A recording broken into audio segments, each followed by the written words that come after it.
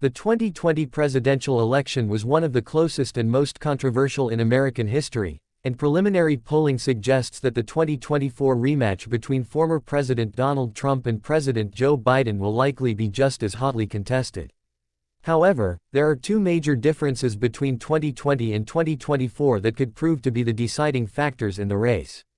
Subscribe my channel for update news. The first is that 2024 features a relatively popular third-party candidate, Robert F. Kennedy Jr. Recent national polls show RFK Jr. could capture as much as 16% of the popular vote. If RFK Jr. were to win 16% of the vote, it would make him, by far, the most successful third-party candidate since Ross Perot in 1992. The second important change in the 2024 race is one that has not received nearly as much attention. Following the 2020 census, the House of Representatives reapportioned congressional seats among the states, a constitutional requirement. Whenever the House of Representatives is reapportioned, the Electoral College is also adjusted. Although the changes to the 2024 Electoral College map appear minimal at first glance, they could prove to be pivotal for Trump, who benefited significantly from the adjustments. 13 states experienced changes to their Electoral College vote count in the recent reapportionment. 7 lost 1 vote: California, Illinois, Michigan, New York, Ohio, Pennsylvania, and West Virginia. 5 gained 1 vote: Colorado, Florida, Montana, North Carolina, and Oregon.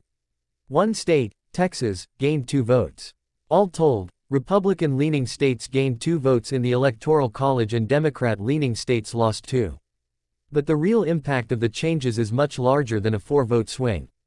The alterations make it possible for Trump to win the 2024 election with fewer states than what was required in 2020.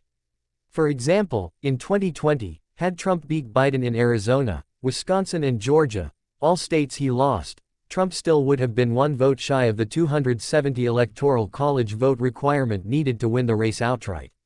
Under the 2024 adjustments, however, Trump would have 272 votes.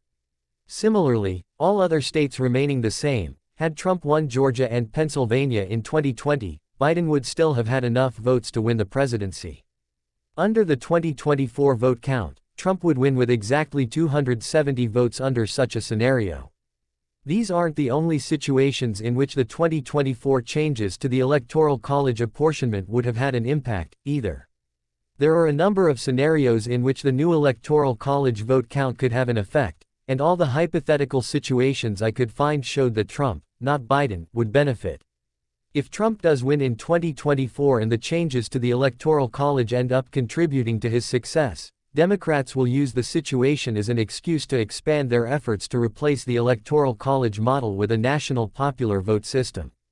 16 states, all of which typically vote for Democratic presidential candidates, have enacted a law that would automatically grant their Electoral College votes to the presidential candidate who receives the highest national popular vote count.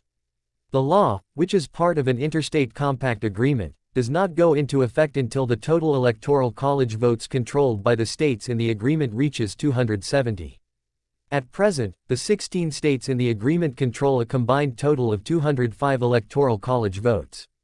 Under the national popular vote model, the presidential candidate with the most votes would win, regardless of whether the losing candidate is more popular in the vast majority of states.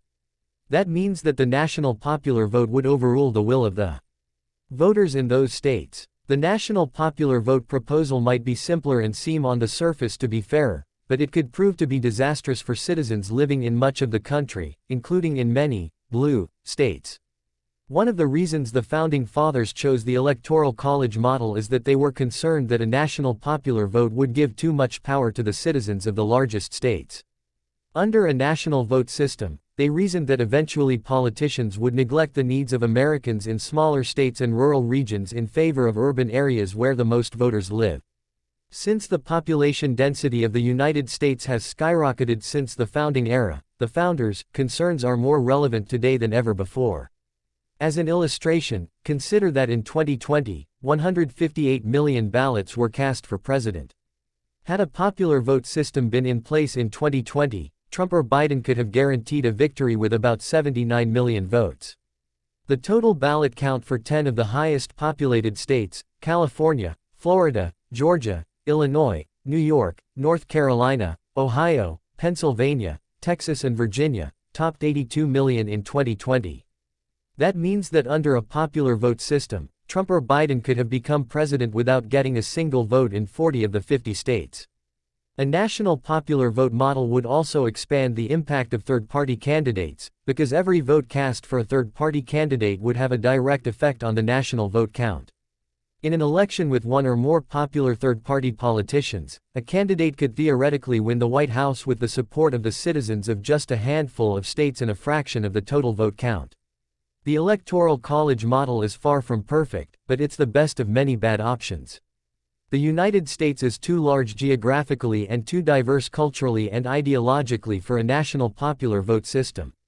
Those who say that a position as powerful as president shouldn't be chosen by a minority of citizens are, in my view, correct.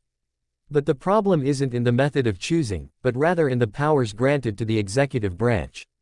The modern presidency has far more authority than the founders ever dreamed of, and our country is worse off for it. Instead of trying to find better ways to elect an all-powerful federal government, Americans should be working to shift decision-making back to states and local governments, where it belongs. That would not only alleviate concerns about the Electoral College, it would also give people the opportunity to live in communities where the laws more closely align with their ideological, cultural, and religious views. Thanks for watching my video. Please subscribe my channel and press the bell icon for more information news.